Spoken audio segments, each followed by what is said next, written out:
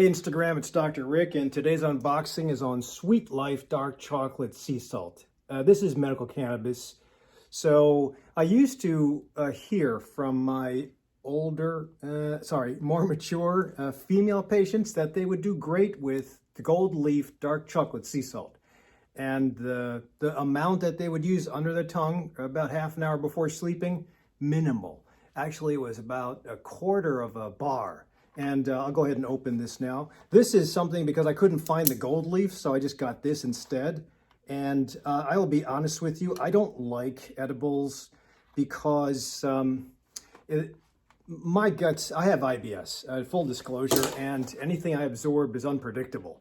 You should know that too. If you have irritable bowel syndrome, if you're off with your gut, if you take acid blockers, proton pump inhibitors, H2 blockers, you got to be careful because you're dependent on your gut to get the edible in and absorb it. Now, using tincture under the tongue and then into the stomach afterward is a little different. And I have videos that'll show you that. So, boy, this is a pain in the ass to... there, okay. So here, just for those of you who are obsessive compulsive, that is the label. I don't think you can see that. Well, anyway, what does it say?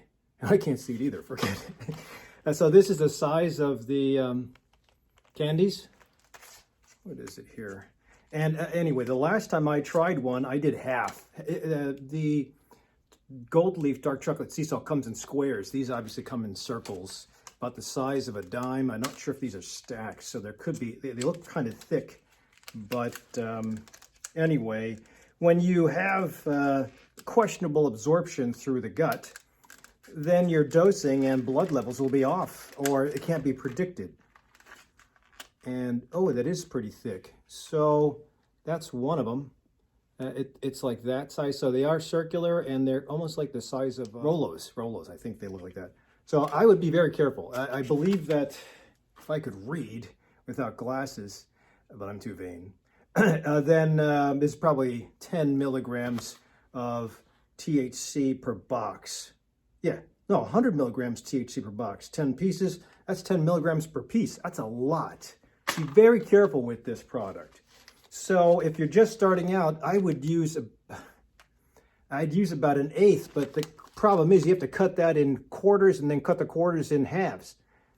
And that's gonna crumble. So an approximation should be fine. And keep this stuff locked up or hidden away because pets and the little kids, the idea would be microdosing. If you're going to test this out because you need sleep, then microdose, no other variables, do it for a couple nights straight and see how you do the next day. Number one, you can have leftover side effects of THC, the psychoactive effect, the next day, which is what I don't like because some days it doesn't even bother me, but some days I'm like going up and down the steps, forgetting what I went up for and then going back down. Oh, I remember what I have to go get, and I go back up, and I don't like that.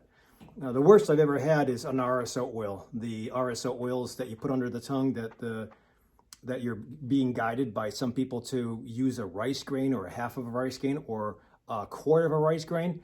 That's totally unpredictable too. So you have to be personally taught, and a design has to be made personally to figure out what your tolerance is. And it's always nice to experiment low and slow and increase your dosing over the course of a long time. But some of my patients, as I mentioned before, are really suffering. So yeah, part of this is going to be a gripe because I'm getting patients, I'm not sure if it's the new year or what's going on, but a lot of people are falling off the wagon. And it's not from COVID, partially from a little bit of shelter, a little bit of limitation in what they could eat, and a little bit of a limitation in exercise at the gym. I always say that you can always exercise outside. I don't take that as an excuse. However, more of the blame I have to blame on the dudes and the gals that are taking my patients for me. So no question that I didn't have my specialty acknowledged because it's hard to, I guess, figure out what integrative medicine is. I'm the guy that gives a lot of vitamins and gives people expensive pee. So I'm also the guy that certifies for medical cannabis, and I don't have a problem with any of that. I can take all the ridicule that's being thrown my way in meetings. Who cares? But if you're going to screw around with my patients, do a better job. So, and unfortunately, there are no other integrative medicine doctor. Well, there's a handful of integrative medicine doctors, and I on Facebook posted. I'll put a post down here too. I have no problems. I'm not afraid of referring all my ex-patients to other integrative medicine doctors, but I'll give you some forewarning. Most people that do what I do, integrative medicine-wise, do not take insurance. Medical insurance just robs you of time spent with patients. And I have to do all these videos to save myself and my patients the visit in the office to keep it somewhat short. I never get it. I don't think I've gotten anybody out in 15 minutes, like the usual suggestion, or even 20 minutes, in a long time. Why? Because I want to get down to the root cause. Is it wasting time with talking about life and shooting the crap with regards to politics? No, man. Every minute is spent always directed towards trying to come up with a plan. The more I can architect who that person is in the room, the more I can figure out or design a specific plan.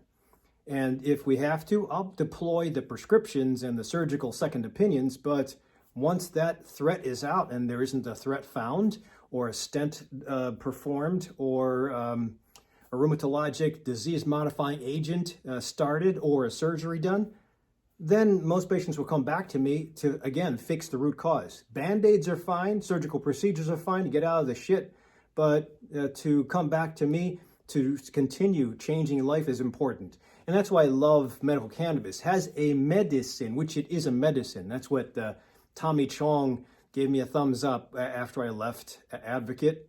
And he had said, good job, Dr. Rick.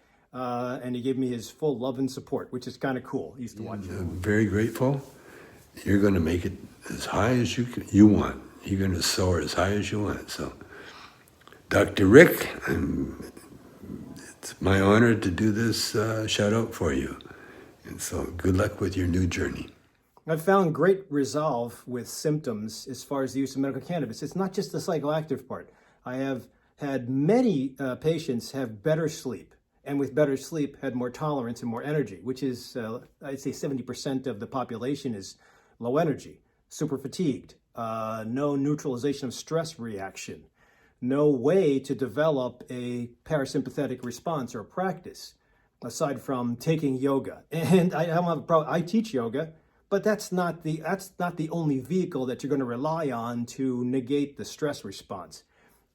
You're not going to just rely on this either, but it is a big medicine before getting to the real prescription medicines. Now, if you have bipolar disease, schizophrenia, major depression, you need medicines. You can still use this stuff in the background in addition to lifestyle change, mindful practice, and exercise and nutrition. But still, you can see how my blood pressure is probably showing, but it's, anyway, the idea that I'm going to talk about now, I guess, since a lot of people have fallen off the wagon, at least with regards to medical cannabis, is deploying the restart. Now, if you haven't been on it for a while because of funds or you're just smoking at night, that's fine. But remember, there's some beautiful things that you can get from this plant, but it has to be small dose, because if you crank up on the highest dose possible to take care of pain, crank up on the highest dose possible to take care of sleep, cancer irritation, the nausea from chemotherapy, you'll probably get something of what you're looking for from one of the active ingredients in the medical cannabis plant or the product you're taking, but you also get all the other, you'll get the onslaught of all the other side effects and or effects, positive effects from all the other active ingredients. And there's many, there's 144 different cannabinoids.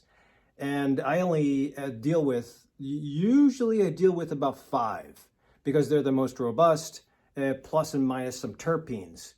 But it's because there's so many other levers to pull outside of medical cannabis: physical therapy, exercise, weight loss, nutrition, mindful practice, regulation of sleep, other supplements, deficiencies, and treatment plans. So I don't have to go that deep into medical cannabis. Some medical cannabis counselors are very deep into all 144. The best I've seen is that out of University of Tel Aviv in Israel, Didi Merier came up with a heat map for the different cancers in Israel. University of Tel Aviv is like MIT in the United States. So really good information. Anyway, he came up with a heat map for all the cancers, and he came up with a heat map for all the species of medical cannabis found in the byproducts or the breakdown products in the species in Israel. And they overlaid the two heat maps together to see which plant is better for which cancer. And that's fantastic, but we can't do that here because it's still considered Schedule 1, so it's illegal. And that is the crux of my problem. I'm sorry, this is getting to be more of a gripe session, but I left insurance-based medicine because I had to be paid by organization. Organizations are very apprehensive about any of their doctors prescribing Schedule 1 federally illegal treatment plans. Sometimes they'll be able to turn away. And I'm not just talking about Advocate because I left. I appreciate Advocate for giving me the opportunity for 5 years in Bartlett to turn around that clinic. It was mostly a psychiatric practice with at least 2 to 3 psychiatric medicines for each patient, even if it was just mild. And that's fine. I think the doc had a knack for it and cool, but hey, I mean, if you're gonna just throw medicines and not take care, again, also root cause, you have to have counseling. I've interviewed psychologists. I have a psychologist myself. I think there's great value, even for teachers of mindful practice. Not only do I teach yoga, I also teach meditation, which I'll be offering just this January 9th at the Endorphin Effect. We're having an open house. I'll be offering it with my coaches throughout the year to Transform in 12 is what I'm calling it, where you can transform your life in 12 months. I promise to do that for the community, and my coaches and I are working on how we're going to do that. But if you're free, January 9th, get the tickets down below because we can't have that many people. Anyway, I think it's important to also take care of the root cause, which is a psychologist, a counselor, mindful practice social worker, even meditation. But just going with yoga to turn off your mood, you'd have to do yoga twice a day with a yoga studio. Good luck. So if you do yoga on your own, that's kind of okay, but you have to know what you're doing, and it's just very complicated. Right? If we were going to deploy a rescue to start all over again, the options are this. I don't have inhaled here, but you have edible, you have technically edible and sublingual, and then you have edible. So this is topical. These are the products that I make because I've found, and I'll put a link down below, I've found that the topicals and the tinctures, it's hit or miss whether the pharmacy or the medical dispensary has them or not. And if my patients are going for the use of medicinal cannabis, we have to have the medicine available. But because it's kind of wishy-washy in Illinois, in California and New York, they're more regulated. You have to have a physician or a pharmacist involved somehow. But in Illinois, it's like doctors aren't involved, so good luck. However, I think that the vape is important to have as a rescue, usually at night. The leaf is important to smoke or pre-rolls at night. If you need it during the day, fine, but you still have to have CBD in you. So I'm always pointing towards CBD. All these products are CBD. This is CBD heavy. I don't mean CBD that you find on Amazon. I'm talking about CBD from the medical marijuana plant. CBD on Amazon is usually from hemp. It works. Charlotte's Web is kind of cool for seizures, but this is like the Ferrari. Charlotte's Web, it's like the high-end Cadillac. And I have a Cadillac, so I'm appreciative of it, but I'd much rather have a Ferrari. So if you want to control disease, inflammation, immunity, mood, you need a Ferrari. And you don't just go straight to cranking on the Ferrari at 180 miles an hour. You test it out. You try it. You take it around the block. You hit the brakes. You take it in rain. You polish it up. And then you can take it on the track when you're used to it. But you can't expect to be a race car driver and know what to do if nobody teaches you. And I can be your teacher. So number one, reset. And how do you reset? I'd start with one product at a time. So if you do all the products at the same time because you're going for immediate rescue and you have a side effect, you're not going to know which of the products gave you the side effect. I would always go with one thing at a time. I love tincture because you can use this two ways. Tincture gives you easy access. It's cheaper than the tablets. Avexia Relief is pretty decent tablets, and there's some capsules that are dominant with CBD, more so than THC. But this is 20-to-1 grassroots. I've done a video on this. If you can just get half a dropper twice a day, maybe 3 times a day for about a week, 2 weeks, and you don't have any other variables, because if you take that and then you have somebody massage you, you're going to want to think, okay, I feel good because of that. Or if you have that and then you start taking quinine or strychnine, you're going to think, oh, this gave me the side effect, and not think about the strychnine. You're not going to take strychnine, but you get my idea. No other variables. Sleep has to be the same, food has to be the same, exercise has to be the same, no other variables, just do that, even your prescriptions. So once you pass about the 2-week mark, I know you're trying to get relief fast, then you can add on second product. Then you can add on maybe an eighth or a quarter of something under the tongue at night to help you sleep. Or maybe you can add on your rescue vape, 1 hit, or pre-roll, 1 inhale per night. In addition to that, for a couple more days. You don't have to wait the full 2 weeks. 2 weeks is what I give for CBD to hopefully take effect and have a good life, half-life. And the way I do this, by the way, under the tongue, leave it there for a while, absorb whatever you can, microscopically active ingredient-wise into the bloodstream under the tongue, then you swallow the rest, and the rest will be absorbed. Hopefully you have a good gut. And that won't give you any psychoactive effect. All this CBD stuff, no psychoactive, really honest. Unless you're super sensitive, maybe first day. But after that, CBD, it does affect indirectly some CB1 receptors, but they're mostly CB2 receptors on the nerves, on the immune system. So that's why I like it for fighting COVID or taking care of inflammation, fibroblasts. So again, I don't think you have to worry, but just watch it. If you have any psychoactive effects, back off. Maybe a quarter of a dropper 2 to 3 times a day instead of a half a dropper. So that's that microdosing effect. Aunt Zelda's has some great videos online, and she talks about, the CEO talks about microdosing 1 milligram at a time at a certain dosing regimen once or twice or 3 times a day, and then waiting and upping the dose very, very slowly. That's called microdosing. I'll probably offer that with my cannabis coaches soon in the spring to give you guys advice. But once you have first and then second layer, after a couple more days, you can up the dose to maybe a half and see how that does every night. And then if you still have no help with sleep, or if the pain is still an issue, then you can go with topical. I don't think that this will last if you go a full dropper 2 to 3 times a day. It's expensive. It's like $85. So I'd keep it at half dropper. I would add topical. That's what I would do next. Topical. I'm showing you mine because the product that I have is just the vehicle, the carrier. And then you get your RSO oil, you put it in there, and you mix it up. I think you might, the compounding pharmacist said Matt said you had to put it in a microwave to heat it up a little bit, then mix it, and it diffuses overnight.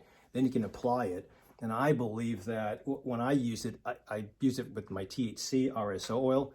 I did a lot just to see if the product would work. And I did notice when I put it on my skin, the next morning I was a little bit psychoactive. So I had to turn that down, but I was only to prove a point that it was getting in through my skin. So those of you who don't want to smoke, I think this is fair, but I don't know the quality of your skin. That too has to be stable. Gut is not so stable. Skin is more stable. Inhale vape or a pre-roll through the lungs, that's really stable and fast. There is a nasal spray that we're making, but it's still in the planning phases. So once you get first hit of your first product, I don't mean hit as far as hit this way, I mean a dosing of your consumed product.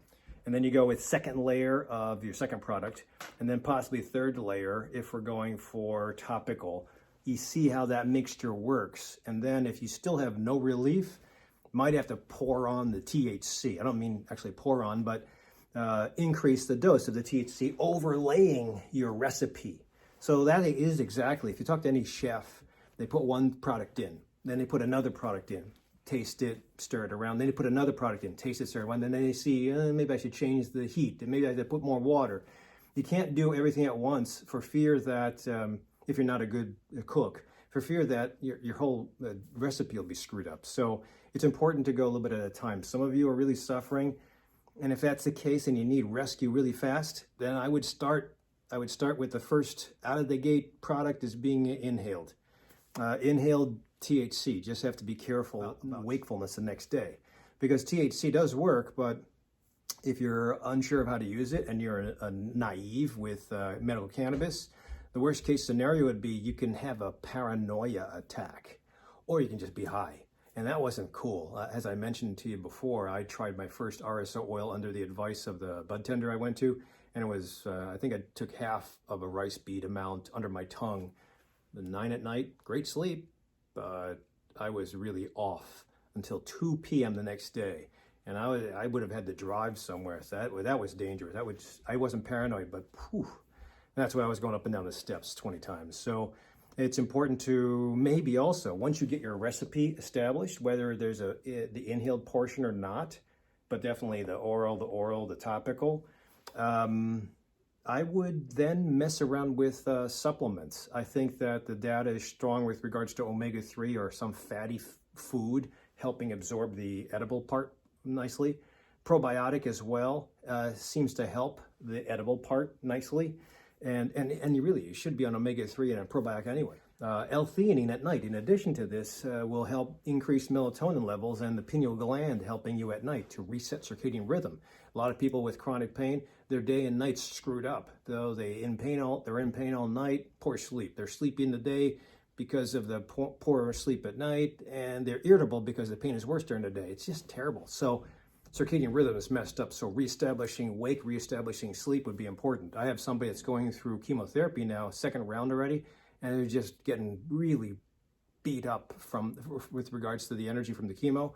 But there's ways to just make it through the chemo, and I'm going to manipulate and design a couple things to at least maintain sleep-wake cycle. But if it's already screwed up and you're resetting, that would be the next thing I do after your recipe is set, is establish sleep with dark, with cold, with quiet, with visual, blinding, in addition to L-theanine or something else at night. Melatonin, 5-HTP, all of them are nice. And then daytime, increase the power of wakefulness.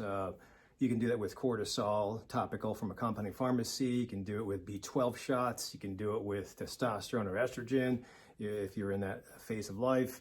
There are certain stimulants, aromatherapy, citrus, peppermint, all stimulating. Metallica, exercise at the right amount. All this stuff is important.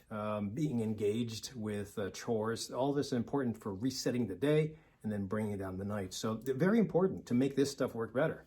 Again, we're working on the inside here. This is all Band-Aid stuff. If we have to go with medicines, I'll blast around with Xanaflex, which is a sleep medicine at night, or Sonata. The only problem with Sonata, Lunesta, Ambiens, Zolpidem is that they're very addictive behaviorally. So you got to be careful with that. Benzodiazepines at night, really addictive. If we have to, we have to, but a strict cutoff of when to stop. During the day, there are some ADD medicines if we're trying to really push the day to stay awake. There are some ADD medicines. I'd rather have you do caffeine, if you don't have any reflux. But you see, there's a whole bunch of different ways we can attack this. But if you can't see me because I don't take insurance, then I feel bad. I'm a terrible salesman. But you'll have to see me and pay out of pocket, or I take HSA because I also work on weight loss. Theoretically, if you get the root cause taken care of, you'll probably lose the weight. And you'll probably fix a whole bunch of crap that is just being layered upon with medicine after medicine. I have nothing against prescription medicines. I've taken some in my day, antibiotic-wise, especially when I beat COVID. I think it was on Z-Pak for a short time. If I knew about ivermectin back then, I would have taken it.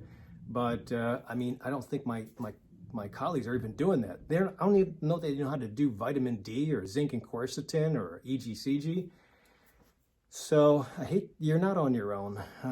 Consider trying to find a primary care doctor that's well-versed with integrative medicine. If you can find one that's trained in homeopathic medicine, I think that's fair.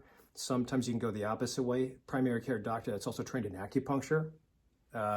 You can use Chinese medicine in kind of the same way. So hopefully this gives you a little bit of an idea about how I would get back on the wagon again.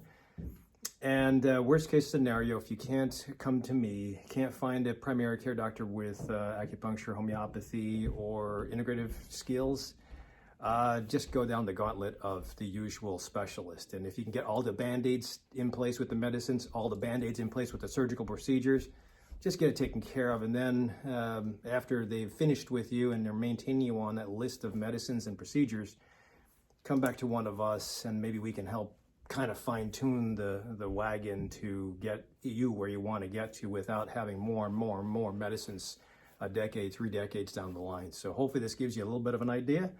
hang in there, everybody. I don't know that I'll be able to take insurance. I was telling some folks I'm trying to get on board, but it's just so frustrating. Hopefully this helps. Sorry it's so long. Don't forget to subscribe to me on my YouTube channel from Instagram, and look for me on Facebook, Dr. Enrique Saguil, MD. Take care.